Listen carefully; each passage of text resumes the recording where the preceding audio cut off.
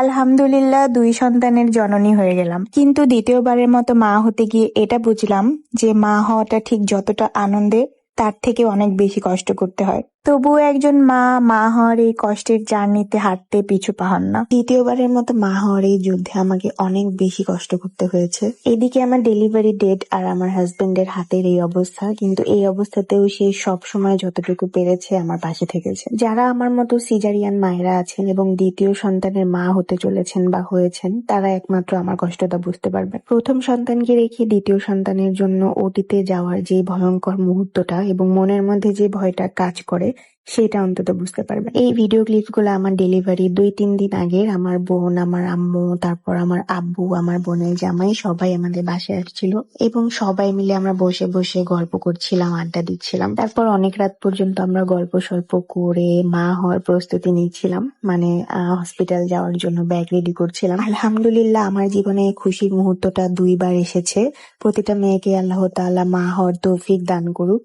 কিন্তু মা হওয়া আসলে ঠিক যতটা খুশি তার থেকে অনেক বেশি কষ্ট করতে হয়। সত্যি বলতে এই ভয়েস কভারটা আমি হসপিটালের বেডে শুয়ে শুয়ে করছিলাম আপনাদের জন্য, কারণ আমি যেহেতু রেগুলার ব্লগ আপলোড করি অ্যান্ড আমি কেমন আছি, কোথায় আছি, আপনাদের সবার এটা জানার একটা আগ্রহ থাকে। তো সেই করে আমি আসলে ব্লগটা আপলোড করি অ্যান্ড আপনাদের জন্য রেডি করছিলাম। এখানে আমি হসপিটালের জন্য ব্যাগ প্যাক করছিলাম আর আমার আম্মু নিজের হাতে কিছু ড্রেস মেক করে নিয়ে আসছিল, যেটা আমার প্রথম সন্তানের সময়ও আম্মু একই কাজ করেছিল, আবার এখনো সেম কাজটাই করেছে।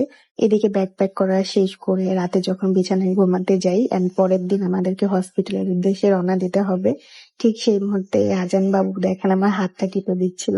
সে অনেক বেশি হ্যাপি ছিল, জানি না কেন। কোন কোন সিজারিয়ান আপুরা আছেন যারা যারা আমার মতো প্রথম সন্তানকে রেখে দ্বিতীয় সন্তানের জন্য ওটিতে যেতে অনেক বেশি ভয় পাচ্ছিলেন, অবশ্যই কমেন্ট করে জানাবেন। এই দিনটা ছিল আমার কাছে একটু অন্যরকম একটা দিন, যেই দিনগুলোতে আমার নর্মালি কোনো রকম কোনো খারাপ লাগে না, বাট এই দিনটায় আমার একটু নার্ভাস লাগছিল। জানি না, এটা হয়তো সব মেয়েদেরই হয়, মানে মা হওয়ার আগে বা ওটিতে ঢোকার আগে বা ডেলিভারি ডেট যত আগায় আসে। কিন্তু আমি অনেক ভাগ্যবান মনে করি নিজেকে, কারণ আমার এই সময় আমার হাজবেন্ডের হাতের যে অবস্থা, তারপরে সে আমার পাশে ছিল, আমার মা বাবা, আমার পরিবারের সবাই, আমার শ্বশুর বাড়ির সাইডের সবাই, মানে সবাই আমার পাশে ছিল আলহামদুলিল্লাহ। যেহেতু আমার বাসায় আমার বোন জামাই আম্মু আব্বু সবাই ২-৩ দিন আগেই চলে আসছিল আমার ডেলিভারি ডেটের, সো আমার বোনের গাড়িতে করে আমরা হসপিটাল যাওয়ার সিদ্ধান্ত নেই অ্যান্ড আমরা ব্যাগ ট্যাগ প্যাক করে রেডি হয়ে রওনা হয়ে যাই। যদিও এই অবস্থাতে বসে বসে যাওয়া আমার পক্ষে খুবই কষ্টকর ছিল।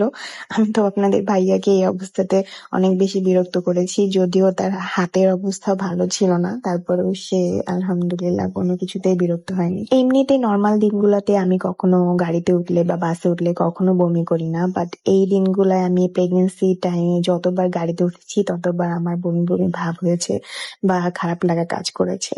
মা হওয়া আসলে অনেক কষ্টে। দেখেন আমার পা গুলা ফুলে একদম পানি নেমে গেছে, মানে জাস্ট ১ ঘন্টার মতো গাড়িতে বসেছিলাম। মা হওয়ার পরে আসলে মায়ের মর্মটা খুব ভালোভাবেই বোঝা যায়, এতদিন আসলে যেটা বুঝতে পারিনি।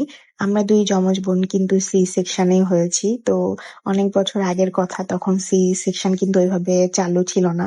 তারপরেও সি সেকশনে আমরা যখন হয়েছি, আমাদের ২ বোনকে একসাথে মানুষ করা, তারপর একসাথে বড় করা, একসাথে খাওয়ানো, ঘুম পাড়ানো আসলে কতটা যে টাফ হয়েছে আমার আম্মুর জন্য, সেটা এখন বুঝতে পারছি। তারপরেও সবকিছুর জন্য আলহামদুলিল্লাহ, কারণ মা হওয়ার মতো এরকম সৌভাগ্য আল্লাহ পাক আমাকে দান করেছেন। আর আলহামদুলিল্লাহ এখন আমি ২ সন্তানের জননী। নেক্সট আমি কষ্ট করে হলেও আপনাদের জন্য আরো একটা ভিডিও আপলোড করবো এন্ড রেডি করব। ওটিতে যাওয়ার আগের মুহূর্ত বা পরের মুহূর্ত এবং দ্বিতীয়বারের মতো মা হওয়ার যে কষ্টটা, সবকিছু আপনাদের সাথে শেয়ার করব। ঢাকাতে আসার পরে আমার নিউবর্ন বেবির জন্য এখান থেকে কিছু ড্রেস নিচ্ছিলাম অ্যান্ড যাবতীয় হসপিটালে যা যা লাগে, টাওয়াল থেকে শুরু করে, মানে যেহেতু একটু একটু ঠান্ডা ওয়েদার পড়ে গেছে অলরেডি, তো বাবুর জন্য সেরকম ধরনের জামা কাপড়, গরম জামা কাপড় প্লাস টুকিটাকি যাবতীয় জিনিস এখানে আমরা কেনাকাটা করছিলাম। এই অবস্থাতে আসলে ভিডিও মেক করা আমার জন্য অনেক বেশি টাফ ছিল অ্যান্ড ভয়েস কভার করা তো আরো বেশি টাফ ছিল। হয়তোবা আমার ভয়েস আজকে অনেকের কাছে ভালো নাও লাগতে পারে, তার জন্য এক্সট্রিমলি সরি।